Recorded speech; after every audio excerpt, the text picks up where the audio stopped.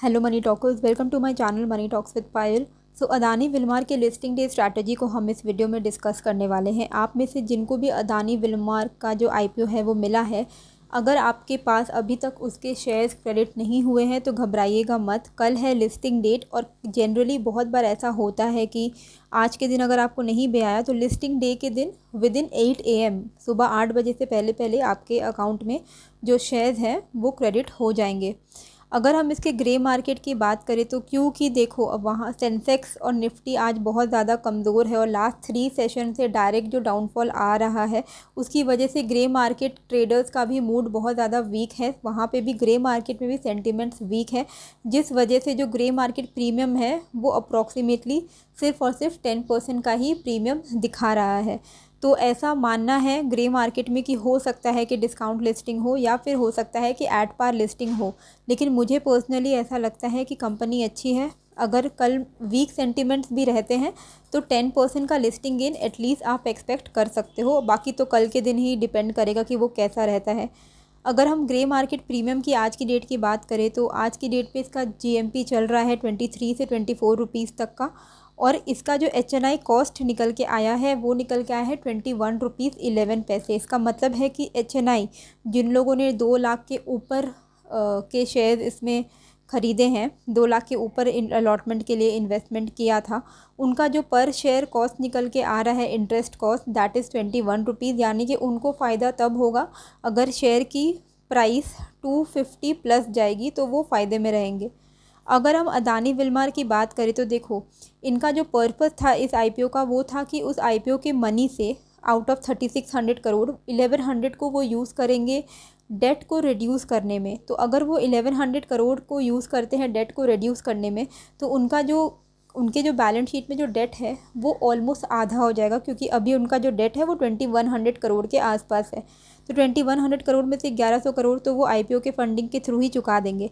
अब जब डेट ख़त्म होगा तो इंटरेस्ट जो डेट के ऊपर लगता है, जो लोन के ऊपर जो इंटरेस्ट लगता है वो भी इनका ख़त्म हो जाएगा। तो वहाँ पे जो इनका जो रीपेमेंट ऑफ डेट का जो इंटरेस्ट है वहाँ से भी वो काफ़ी ज़्यादा पैसे बचा पाएंगे। वो पैसे कहाँ ऐड होंगे? डायरेक्ट प्रॉफिट में ऐड होंगे। तो अल्टीमेटली जो इनका बैलेंस शीट है वो आईपीओ के बाद बेटर हो जाएगा, मतलब इम्प्रूव होगा। साथ ही इस आईपीओ में बिल्कुल भी कोई ओएफएस कंपोनेंट था ही नहीं, मतलब प्रमोटर ने अपनी एक भी होल्डिंग नहीं बेची है, बस डाइल्यूट किया है टू ब्रिंग द आईपीओ। इसका मतलब होता है कि आईपीओ की जितनी भी फंडिंग उनको मिलेगी वो उसको यूटिलाइज़ करने वाले हैं डेट को पे करने में, कैपिटल एक्सपेंडिचर के ऊपर, साथ ही डेवलपमेंट ऑफ द कंपनी। तो बेसिकली ये सब कुछ डेवलपमेंट के ऊपर काम करेंगे तो इनकी कंपनी और ज़्यादा आगे जाके ग्रो करेगी। साथ ही इनका ब्रांड प्रेजेंस काफ़ी अच्छा है। आप सबको पता है कि इनका जो फॉर्च्यून ऑयल है और इनकी जो ब्रांड है अदानी की वो काफ़ी ज़्यादा टॉप पे आती है। तो इसमें कोई डाउट नहीं है कि अदानी की जो ये कंपनी आने वाली है कल जो लिस्ट होगी ये कुछ ख़राब कंपनी है नहीं। प्लस इसका जो पोटेंशियल था वो काफ़ी ज़्यादा था, मतलब ये अच्छे खासे रिटर्न्स लाके कल के दिन दे सकती थी, पर मार्केट सेंटिमेंट बिल्कुल साथ नहीं दे रहे हैं, जिस वजह से ऐसा वीक सेंटिमेंट बन गया है कि हो सकता है कि आपको सिर्फ और सिर्फ 10% के करीब करीब लिस्टिंग गेन मिले।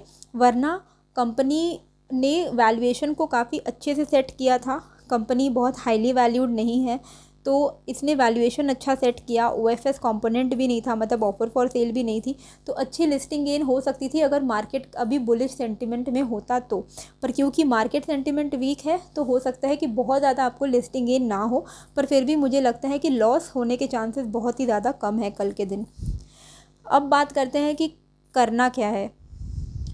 तो अगर मैं अपनी पर्सनली बात करूँ तो मैंने इसमें अपने फैमिली मेम्बर के हर एक अकाउंट से लगाया था, और मेरा जो पर्पस था इस आईपीओ में अप्लाई करने का वो था लॉन्ग टर्म होल्डिंग। मेरा बिल्कुल ग्रे मार्केट को लेके मेरा कोई टेंशन नहीं था, मेरा ऐसा कोई पर्पस नहीं था कि मुझे लिस्टिंग गेन में एग्जिट कर जाना है। तो मेरा लॉन्ग टर्म होल्डिंग के लिए मैंने इसमें अप्लाई किया था, हालांकि मुझे अलॉटमेंट नहीं मिली। तो अभी आपके ऊपर डिपेंड करता है कि आपने किस पर्पस के लिए अप्लाई किया। अगर आपने लिस्टिंग गेन के पर्पस के लिए अप्लाई किया था तो एज अ डिसिप्लिन इन्वेस्टर आपको अपने पर्पस के ऊपर ही खड़े रहना चाहिए। अगर आपने लिस्टिंग गेन के लिए ही अप्लाई किया है तो ग्रीड नहीं करना है। जितना भी आपको लिस्टिंग गेन मिलता है 10% 5% आप एग्जिट हो जाइएगा। अगर लॉस होता है और आप लॉस बुक नहीं करना चाहते हो तो आप आराम से इसको होल्ड करके चल सकते हो, क्योंकि 6-7 महीने में ये अच्छी रिकवरी इसमें आ जाएगी और 6-7 महीने में ये आपको अच्छे रिटर्न्स ला के भी दे सकता है। तो आप में से जिनको भी अलॉटमेंट मिली है, आपके ऊपर डिपेंड करता है कि आपको इसको होल्ड करना है या नहीं। अगर आप होल्ड करने का डिसीजन लेते भी हो तो बिल्कुल भी ख़राब डिसीजन नहीं होगी, क्योंकि कंपनी की वैल्यूएशन बिल्कुल सही है।